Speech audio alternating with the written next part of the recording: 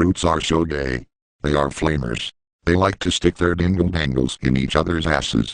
They stick their dingle-dangles in each other's orifices. With their dingle-dangles firmly in each other's asses, they stroll merrily to their nightly village circle jerk. At the circle jerks, the brutes get drunk off their asses and stick their dingle-dangles in God only knows what places.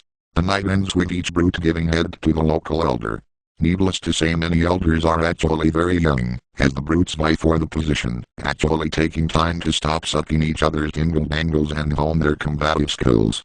Before they joined the covenant, their only real purpose was to kill the elder and claim the title themselves and receive the customary blowjob from all their inferiors.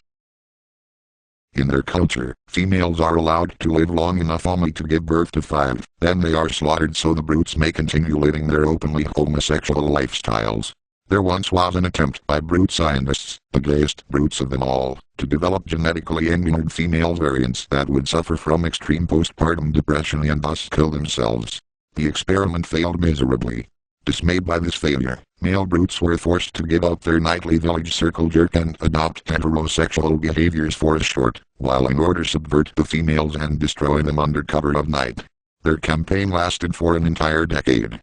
When all was done, the entire planet had a massive, global circle jerk.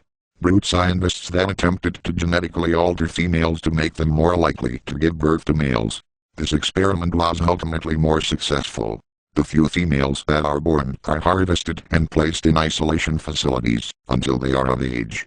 Brute scientists are now looking into the possibility of cloning the current population of females so that they may alter them to make the likelihood of a male birth 100%.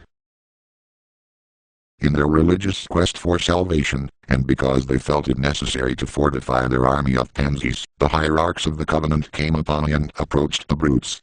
While they were initially disgusted by the brutes' homosexual behaviors, the hierarchs were similarly impressed by the brutes' capacity for death and brutality.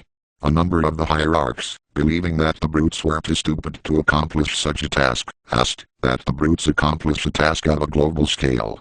The brutes once again impressed the hierarchs with their ability to temporarily toss aside their strong tribal feuds and come together to perform mass sex acts on the majority of the covenant's population. The hierarchs of the covenant, in a last-ditch attempt to prevent these fagots from joining their ranks, asked that an elected representative commit an act of great humility. The brutes joined the covenant when their representative sucked the balls of every prophet in existence at the time. Brutes quickly climbed the social ladder of the covenant by giving the other leaders of the covenant rim jobs. Brutes won over the covenant hierarchy when they successfully administered 3,000 reach-arounds on 3 prophets in a mere 10 minutes. What fagots! It's disgusting. Really. Jesus Christ, they are so gay. What the fuck? Get a life. Can anything be gayer than a brute? The answer, no.